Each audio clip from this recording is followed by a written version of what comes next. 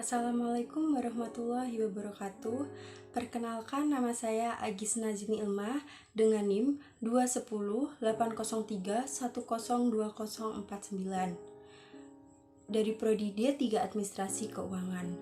Di sini saya akan memaparkan materi tentang akuntansi transaksi istimna dan istimna paralel yang disusun untuk memenuhi tugas ujian akhir semester mata kuliah akuntansi perbankan dan syariah kelas A.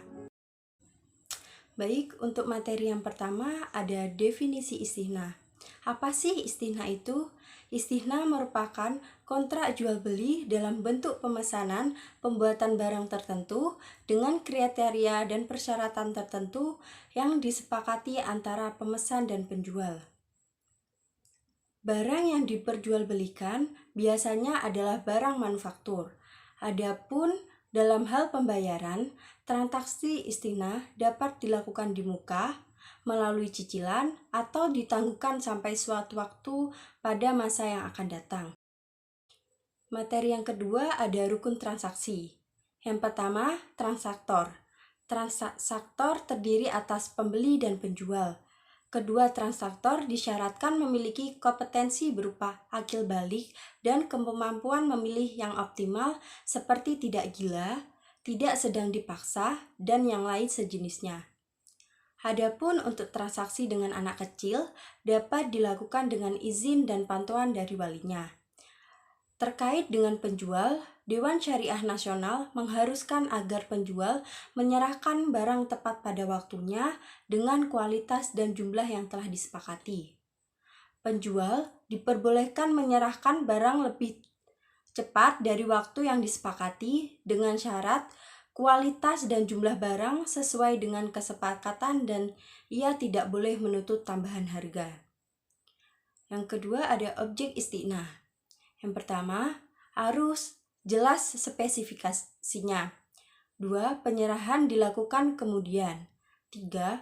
Waktu dan tempat penyerahan barang harus ditetapkan berdasarkan kesepakatan. 4. Pembeli tidak boleh menjual barang sebelum menerimanya. Yang kelima, tidak boleh menukar barang kecuali dengan barang sejenis sesuai dengan kesepakatan. Keenam, memerlukan proses pembuatan setelah akad disepakati.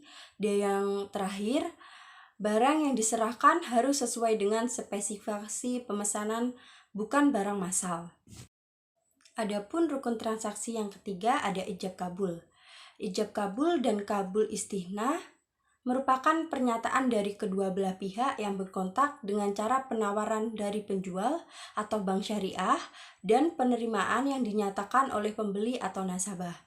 Menurut pernyataan standar akuntansi keuangan nomor 104, paragraf 12, pada dasarnya istihna tidak dapat dibatalkan kecuali memenuhi kondisi. Yang pertama, kedua belah pihak setuju untuk menghentikannya. Yang kedua, akad batal demi hukum karena timbul kondisi hukum yang dapat menghalangi pelaksanaan atau penyelesaian akad. Selanjutnya, saya akan menjelaskan tentang ketentuan syar'i dan rukun transaksi istimna dan istimna paralel. Ketentuan syar'i, transaksi istimna dan istimna paralel. Menurut mazhab Hanafi, istimna hukumnya boleh.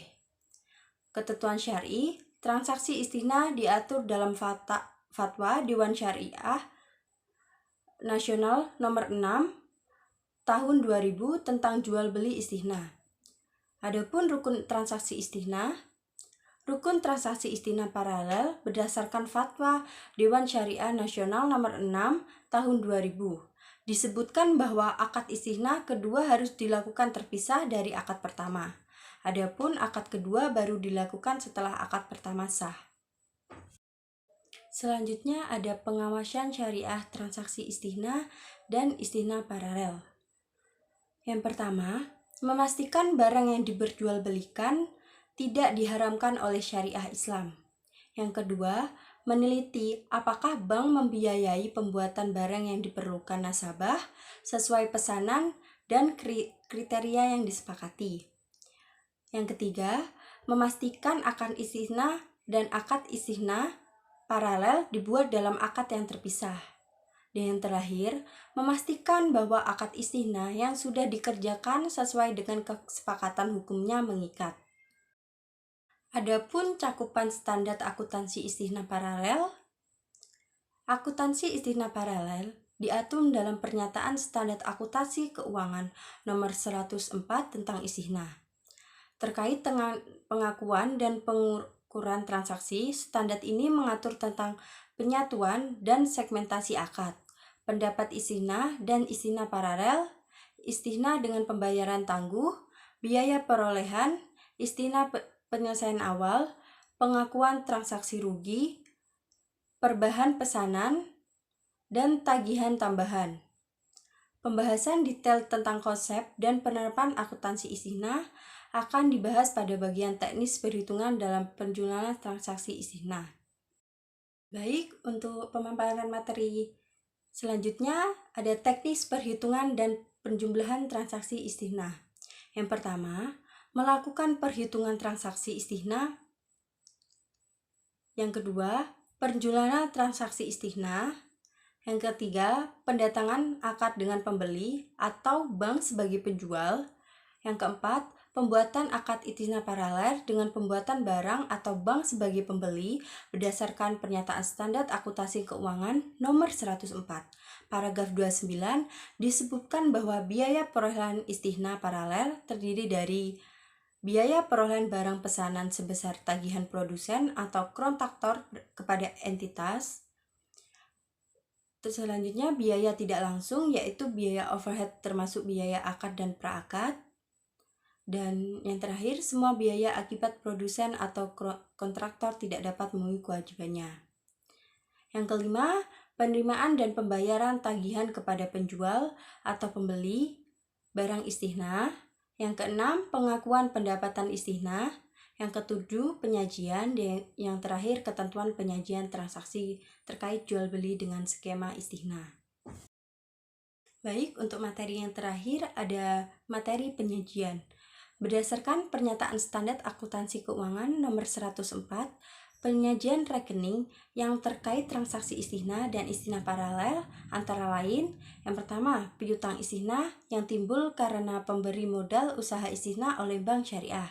Yang kedua, piutang yang timbul karena penjual tidak dapat memenuhi kewajibannya dalam transaksi istinah.